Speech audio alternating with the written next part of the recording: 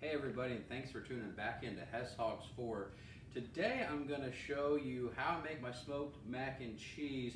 We'll call it the 2.0 version. I know the first version I posted back in November, I didn't really show you the steps on how I actually made the cheese, the roux, and everything that went into it. And I apologize, and honestly I've tweaked it several times since November, and I want to share it with you. So the first thing that you need to do is you need to get yourself some elbow macaroni, right? I get that at Walmart. You're going to use right at 16 ounces when you go to make it. It's very handy to have this foil tray. Again, I get these at Walmart, Sam's Club, whatever. And basically, the ingredients, instead of just a screenshot, let me tell you what I use. I use 8 ounces of finely shredded Colby Monterey Jack. I use 16 ounces, that's a pound or 4 cups, of cheddar cheese, mild cheddar cheese. I use, and it's 2 cups, and these heavy whipping creams cartons, it's 2 cups. So you don't have to use a measuring cup. I like to use hot sauce. I really enjoy using Killer Hogs. I've been using them a lot lately. I like it. It's a good balance in there. I use a cup, just 1 cup of sour cream. It's a great value brand. I use a cup of mayonnaise. This happens to be Duke's mayonnaise. Love me some Duke's. I use a seasoning, and you'll see it as we're making the roux and making the cheese. I like the Blues Hog. This is their sweet and savory. It's just a really good balance of flavor inside there.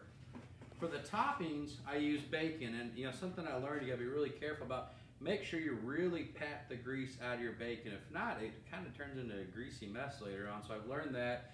So that's the bacon, and then I use a half a cup of this panko. I'll use my little chopper, and I'll blend that together, and I put that on the top. Now that's optional. You don't have to if you don't want to. I like to do it because it gives it a little more flavor, a little more crunch, and I just like the way it tastes.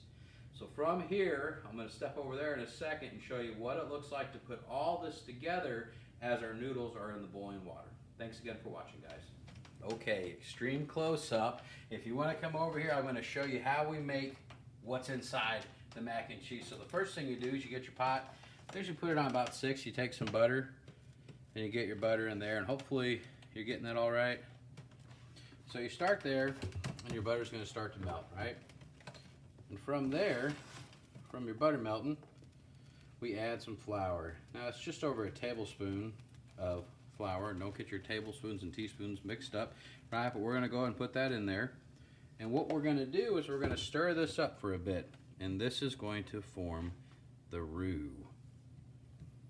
I know it sounds fancy, and I'm sorry if this takes a second to watch, guys, but it's important just kind of seeing what the steps look like as we're doing this.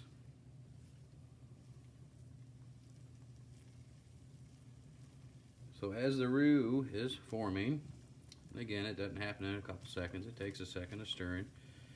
You'll want to have your heavy whipping cream out and ready, and you don't pour it in all at once, right?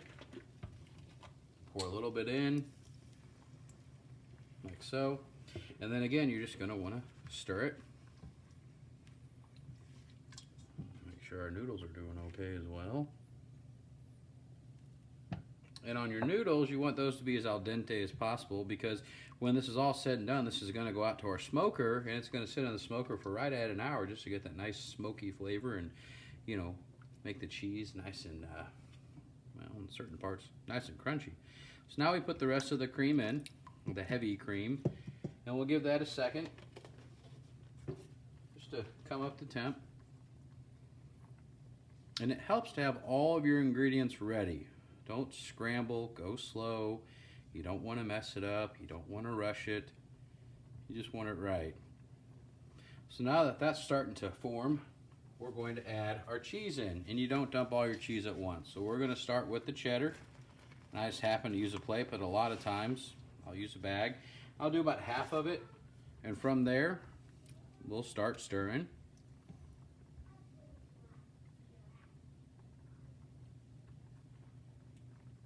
And just give it a second, the cheese will start melting.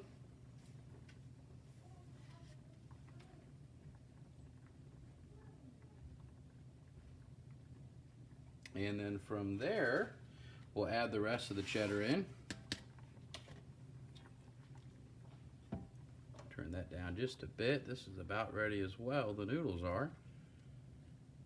So, come back here. And again, we'll start stirring the cheese. Not to bore everyone with this, but you need to see what it looks like and how it comes together.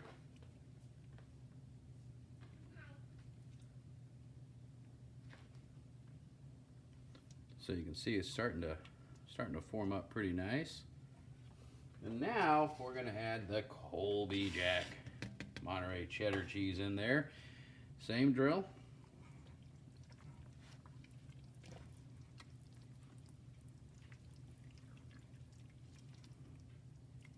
You can see it's really starting to come together. Checking our noodles, I would say that these are about ready. So we'll pull those off here in a second. So as the cheese is going, and again, I'm sorry for the length of this, guys, but if you don't understand how long it takes, you may rush it or in some cases overcook it. So as this is starting to come together, I like to put a little of my seasoning in there with the cheese. And again, it's our Blues Hog. And not a lot, just a little bit. Just a little sprinkle. Inside there, stir it up. And after we're done stirring that up, and you can kind of see starting to come together really nicely, right? So from here, just to help with the creaminess, we start adding in our, I like to go mayonnaise first. So it's a cup of mayonnaise, and I'll be honest, guys, it does not matter if the mayo goes in first or if it's the sour cream. It doesn't matter. I just happen to use mayonnaise first. So from there, keep stirring it.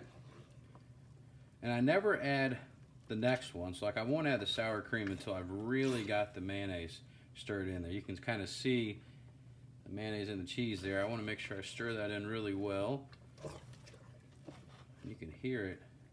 It's really starting to come together. We're going to shut the noodles off. We're going to strain those.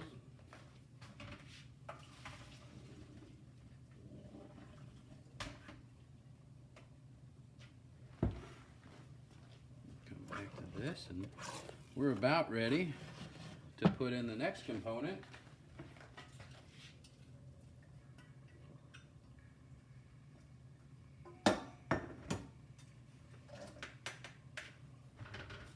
And our next component is going to be, you hear it really going there. Next component will be the sour cream. We'll get the sour cream in there. And again, this is just working two things. It's a texture deal and it's a creamy deal. And I love the way it tastes when it's all in there. We'll go sour cream and stir it.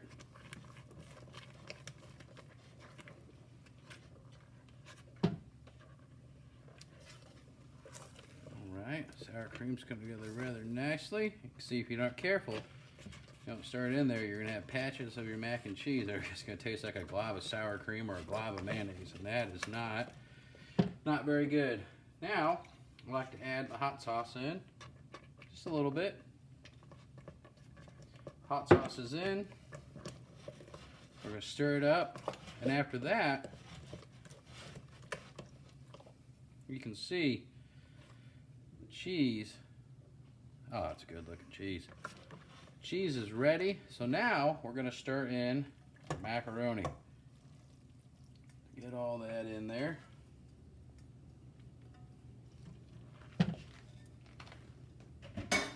From there, I like to season just the top because we're going to stir that macaroni down in there.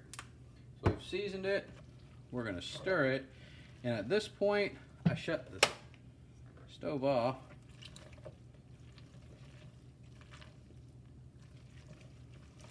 So you can kind of see, hopefully you can see just how the cheese is coating the macaroni really well.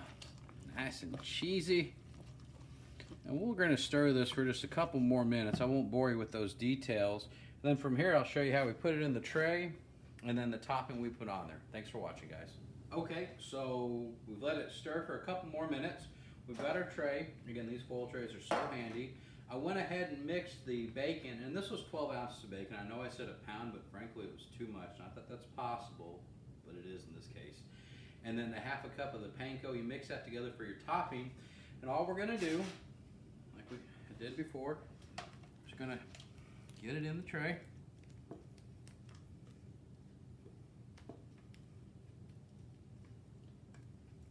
In case you're wondering, this is hot. Anyways, don't want to waste that awesome cheese. So we've got it in the tray. And then from there, we're going to do two things. So that looks great right there, right? You can eat this right there. This is done, finished. If you don't want to have smoked mac and cheese, if you don't want to have it topped, if you don't want any extra seasoning, this is ready to go. However, anyone can make that. So what I like to do is I like to hit just a little more seasoning across the top. And then from there, just put this topping. Something else, don't feel like you have to use the entire thing. If you want just a light topping, it's fine to do a light topping. If you want a really heavy topping, completely up to you. But I tell you, this gives such a good bite in your mac and cheese right after you take it off the smoker, right when it's really hot. It's just hard to pass down. I like to make sure I cover the whole thing. And what I've done is I've got my smoker at 250. I'm using my Rectech today. It's pretty handy, especially for something like this. I'm using Smoke Ring as the brand of the pellets. It's a blend of pellets between hickory. I think this one's hickory and apple is the blend that I'm using for that. And this is going to go on the smoker for an hour. That's it. Not longer, not less. It's going to come inside. It'll rest probably 30 minutes. It'll be time to eat. Thanks for watching, guys. Okay, it's been right at an hour. We're going to open it up. Take a look at that. Good looking mac and cheese. We're going to bring this inside. Let it rest for 30 minutes. It'll be time to eat. Thanks for watching, guys. Okay, it's been 30 minutes. It's rested. If you want to come get a closer look, you can just take a look and see how it turned out. Just to recap what we did, we had some macaroni. We boiled some water. We put the macaroni in there. We made our roux. We added a bunch of cheese, some sour cream, some mayonnaise, some seasoning, some hot sauce. Got that to the temp we wanted it. Mixed in the macaroni noodles. Made some bacon, chopped the bacon, mixed it with some panko, blended that together, topped it, took it out to the smoker at 250 for 1 hour, brought it inside, let it rest for 30 minutes. It's enough talking. Let's go ahead and take a bite. So if you want to come close and see how that turned out, you can see it really looks good. So I got to make sure it's safe. So guys, that's great.